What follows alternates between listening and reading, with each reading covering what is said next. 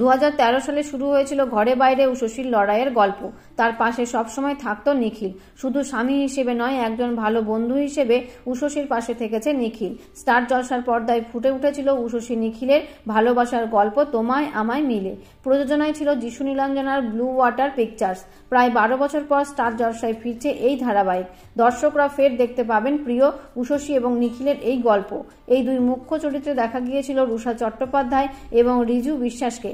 এই মেঘাতেই প্রথমবার জুটি বেঁধেছিলেন তারা। গল্পে খুব সাধারণ পরিবারের ছেলে নিখিল, পেশায় ময়রা সে। এদিকে পুলিশ অফিসার হওয়ার স্বপ্ন দেখে উষসী। ঘটনাচক্রে তাদের বিয়ে হয়।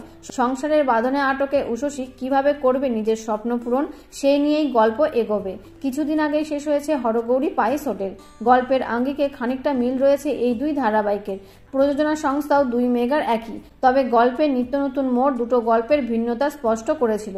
হরগৌরী পায়েস হোটেল শেষ হওয়াতে মন খারাপ হয়েছিল সিরিয়াল প্রেমীদের, তবে সেই মন খারাপ দূর করতে ফের আসছে তোমায় আমায় মিলে। দর্শকের পছন্দের এই ধারাবাহিক আরও একবার ফুটে উঠবে স্টার জলসার পর্দায়। তো বন্ধুরা, বিনোদন জগতের এমনই নিত্য নতুন আপডেট পেতে চ্যানেলটিকে অবশ্যই সাবস্ক্রাইব করবেন। ধন্যবাদ।